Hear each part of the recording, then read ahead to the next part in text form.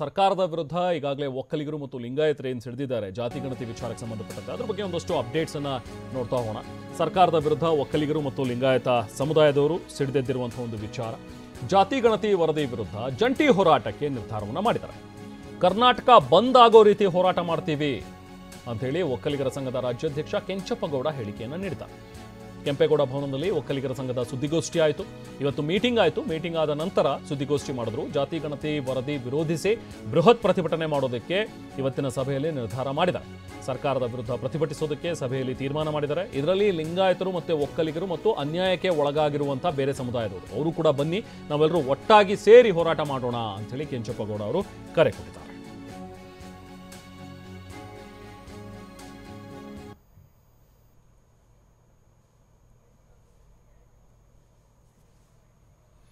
ಇವತ್ತು ಬೆಳಿಗ್ಗೆ ಆದಂಥ ಒಂದು ಸಭೆ, ಒಕ್ಕಲಿಗ ನಾಯಕರೆಲ್ಲರೂ ಕೂಡ ಮುಖಂಡರುಗಳು ಸೇರಿ ಇವತ್ತು ಸಭೆಯನ್ನು ನಡೆಸಿದ್ರು. ಕೆಂಚಪ್ಪಗೌಡ ಅವರ ನೇತೃತ್ವದಲ್ಲಿ ನಡೆದಂಥ ಒಂದು ಸಭೆಯಲ್ಲಿ ಒಂದು ಹೋರಾಟ ಮಾಡಬೇಕು, ಹೋರಾಟ ಮಾಡೋಣ ಒಟ್ಟಿಗೆ ಅನ್ನುವಂಥದ್ರ ಬಗ್ಗೆ ಒಂದು ನಿರ್ಧಾರವನ್ನು ಮಾಡಿದ್ದಾರೆ. ಬರೀ ನಮ್ಮ ಸಮುದಾಯ ಮಾತ್ರ ಅಲ್ಲ, ಒಕ್ಕಲಿಗ ಸಮುದಾಯ ಮಾತ್ರ ಬೇಡ, ಬೇರೆ ಸಮುದಾಯದವರನ್ನು ಕೂಡ ಸೇರಿಸ್ಕೊಳ್ಳೋಣ. ಈಗ ಒಕ್ಕಲಿಗ ಸಮುದಾಯದ ಜೊತೆಗೆ ಲಿಂಗಾಯತ ಸಮುದಾಯದವರು ಕೂಡ ಈಗ ಈ ವರದಿಯನ್ನು ಪ್ರಶ್ನಿಸ್ತಾ ಇದ್ದಾರೆ. ಇದು ಸರಿ ಇಲ್ಲ, ಅವೈಜ್ಞಾನಿಕವಾಗಿ ಆಗಿದೆ ಅನ್ನುವಂಥದ್ರ ಬಗ್ಗೆ ಅವರು ಕೂಡ ಆಕ್ಷೇಪ ಇದೆ. ಸೊ ಹಾಗಾಗಿ ಅವರನ್ನು ಕೂಡ ಸೇರಿಸ್ಕೊಳ್ಳೋಣ. ಜೊತೆಗೆ ಬೇರೆ ಸಮುದಾಯದವರು ಕೂಡ ಆಕ್ಷೇಪಣೆಗಳಿದ್ರೆ ಅವರು ಕೂಡ ನಮ್ಮ ಜೊತೆಗೆ ಹೋರಾಟದಲ್ಲಿ ಭಾಗಿಯಾಗಿ ಅಂತ ಹೇಳಿ ಕರೆ ಕೊಟ್ಟಿದ್ದಾರೆ.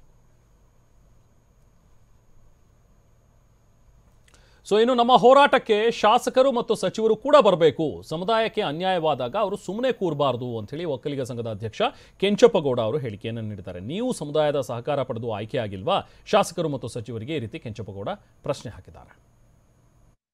ನನ್ನ ಜೊತೆ ಒಕ್ಕಲಿಗರ ಸಂಘದ ಅಧ್ಯಕ್ಷ ಆಗಿದ್ದ ಕೆಂಚಪ್ಪಗೌಡಿದ್ದಾರೆ. ಸರ್, ಇವತ್ತು ಸಂಘದ ಪ್ರಮುಖರು ಸೇರ್ಕೊಂಡು ಇವತ್ತು ಸಭೆಯನ್ನ ಮಾಡಿದ್ದೀರಾ. ಏನು ಸರ್ಕಾರ ಜಾರಿ ಮಾಡೋಕೆ ಮುಂದಾಗಿದೆ ಜಾತಿ ಗಣತಿ, ಮೊದಲಿಂದಲೂ ಕೂಡ ಅದನ್ನ ತಾವು ವಿರೋಧ ಮಾಡ್ಕೊಂಡು ಬಂದಿದ್ದೀರಾ. ಸೊ ಆದ್ರೆ ನಾಳಿನ ಏಪ್ರಿಲ್ 17ರ ಒಂದು ಕ್ಯಾಬಿನೆಟ್ ನಲ್ಲಿ ಇದು ಬಹುತೇಕ ಅಂತಿಮ ಆಗೋದು, ಇದನ್ನ ಅನುಷ್ಠಾನ ಮಾಡೇ ಮಾಡ್ತೀರಿ ಅಂತಕ್ಕಂಥ ಆಸಕ್ತಿಯನ್ನ ಸರ್ಕಾರ ತೋರಿರೋದ್ರಿಂದ ಇವಾಗಲೂ ಕೂಡ ಸಭೆಯಲ್ಲಿ ತಾವು ತೀರ್ಮಾನ ಮಾಡಿದ್ದಾರೆ. ನಿಮ್ಮ ಮುಂದಿನ ಹೋರಾಟ ಯಾವ ರೀತಿ ಇರುತ್ತೆ ಸರ್ಕಾರದ ವಿರುದ್ಧ ಅಂತ? ಏನಿವತ್ತು ರಾಜ್ಯ ಸರ್ಕಾರದ ವಿರುದ್ಧ ನಾವು ರಾಜ್ಯಾದ್ಯಂತ ಎಲ್ಲ ಒಕ್ಕಲಿಗರು, ರೈತರಿಂದ ಹಿಡಿದು ಪ್ರತಿಯೊಬ್ಬ ವ್ಯಾಪಾರಸ್ಥರಿಂದ ಹಿಡಿದು ಪ್ರತಿಯೊಬ್ಬ ಅಧಿಕಾರಿಗಳಿಂದ ಹಿಡಿದು ಎಲ್ರಿಗೂ ಕೂಡ ಇದ್ರ ಬಗ್ಗೆ ತುಂಬ ಬೇಜಾರಾಗಿದೆ.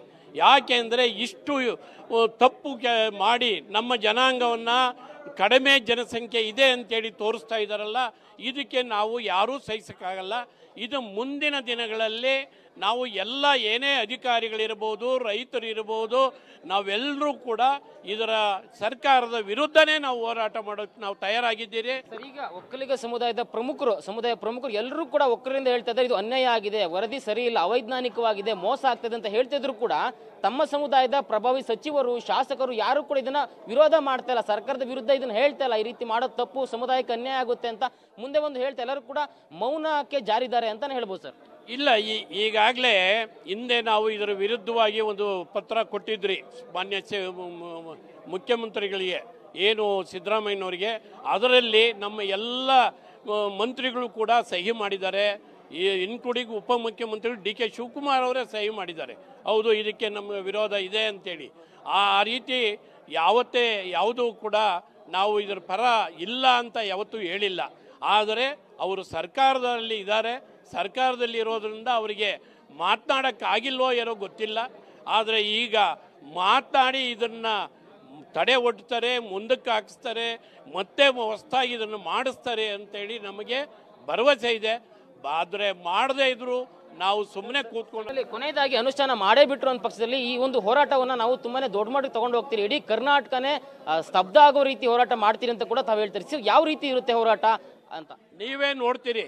ಮುಂದೆ ಹಿಂದೆ ನಾವು ಚಿನ್ನಪ್ಪ ರೆಡ್ಡಿ ಆಯೋಗ, ವೆಂಕಟಸ್ವಾಮಿ ಆಯೋಗ ಇದೆಲ್ಲವೂ ಬಂದಂಥ ಸಂದರ್ಭದಲ್ಲಿ ನಾವು ಲಕ್ಷಾಂತರ ಜನ ಬೆಂಗಳೂರಲ್ಲಿ ಸೇರಿ ನಾವು ಹೋರಾಟ ಯಾವ ರೀತಿ ಮಾಡಿದ್ರಿ ಅಂತೇಳಿ ಇಡೀ ಸರ್ಕಾರನೇ ಬೀಳುವಂಥ ಒಂದು ಸಂದರ್ಭ ಬಂದರೂ ಬರ್ಬೋದು.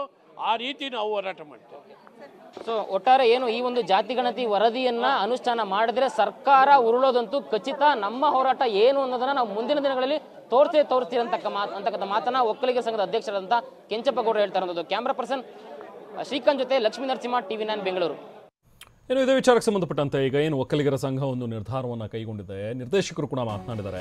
ಜಾತಿ ಗಣತಿ ವರದಿ ಜಾರಿಯಾದರೆ ಸರ್ಕಾರ ಬಿದ್ದು ಬಿಡುತ್ತೆ, ಅನ್ನುವಂಥ ಒಂದು ಎಚ್ಚರಿಕೆಯನ್ನು ಕೊಟ್ಟಿದ್ದಾರೆ. ಒಕ್ಕಲಿಗರ ಸಂಘದ ನಿರ್ದೇಶಕರಾಗಿರುವಂತಹ ನೆಲ್ಲಿಗೆರೆ ಬಾಬು ಕೊಟ್ಟಿರುವಂತಹ ಹೇಳಿಕೆ ಇದು.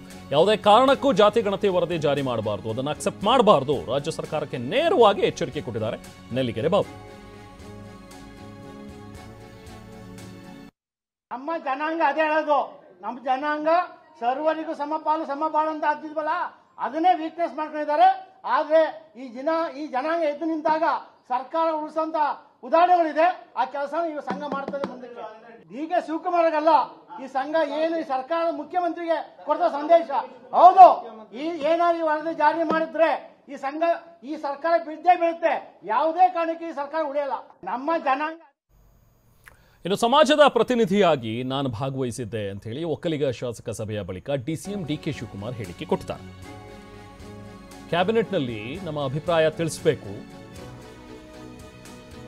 ಸೊ ಒಕ್ಕಲಿಗ ಶಾಸಕ ಸಭೆಯ ಬಳಿಕ ಡಿಸಿಎಂ ಡಿ.ಕೆ. ಶಿವಕುಮಾರ್ ಕೊಟ್ಟಿರುವಂತಹ ಹೇಳಿಕೆ ಅಂದ್ರೆ ಕ್ಯಾಬಿನೆಟ್ನಲ್ಲಿ ನಮ್ಮ ಅಭಿಪ್ರಾಯವನ್ನು ತಿಳಿಸಬೇಕಿದೆ, ಸಮುದಾಯದ ಶಾಸಕರ ಅಭಿಪ್ರಾಯವನ್ನು ಸಂಗ್ರಹಿಸೋದಕ್ಕೆ ಸಭೆ ಮಾಡಿರುವಂಥದ್ದು ಅಂತ ಹೇಳಿ ಬೆಂಗಳೂರಿನಲ್ಲಿ ಡಿಸಿಎಂ ಡಿ.ಕೆ. ಶಿವಕುಮಾರ್ ಹೇಳಿಕೆ ನೀಡಿದ್ದಾರೆ. ನಾನು ಈ ಸಮಾಜದ ಒಬ್ಬ ಪ್ರತಿನಿಧಿಯಾಗಿ ನಾನು ಕ್ಯಾಬಿನೆಟ್ನಲ್ಲಿ ಏನು ನನ್ನ ವಿಚಾರ ಮಂಡನೆ ಮಾಡಬೇಕು, ಏನು ಸಲಹೆ ಕೊಡಬೇಕು ಅಂತೇಳಿ ನಾನು ಹೇಳಬೇಕಲ್ಲ. ಸೊ ಏಕಾಏಕಿ ನಾನೇನು ಸರ್ವಜ್ಞ ಏನಲ್ಲ, ಇಲ್ಲ ದೊಡ್ಡ ನಾನು ಪಂಡಿತನೂ ಅಲ್ಲ. ನಾನು ಹಳ್ಳಿಪಳ್ಳಿಯಿಂದ ಬಂದು ಹೆಂಗೋ ಬೆಂಗಳೂರು ಸೇರಿಬಿಟ್ಟಿದ್ದೀನಿ. ಸೊ ಕೆಲವೆಲ್ಲ ಹಿರಿಯರು, ಶಾಸಕರು, ಸ್ನೇಹಿತರು, ಅವ್ರವ್ರ ಅನುಭವ, ಅವ್ರ ಕ್ಷೇತ್ರಗಳಲ್ಲಿ ಜನ ಏನು ಹೇಳ್ತಾರೆ ಇದನ್ನೆಲ್ಲ ಅವಲೋಕನ ಮಾಡಿ ನಾನೆಲ್ಲ ತಿಳ್ಕೊಂಡು ನಾನು ಕೆಲವು ವಿಚಾರಗಳನ್ನು ಹೇಳಬೇಕಾಗಿದೆ. ಆದರೆ ಮಾಧ್ಯಮದ ಮುಖಾಂತರ ಮಾತಾಡೋನಲ್ಲ ನಾನು. ಏನಿಲ್ಲ ನಾನು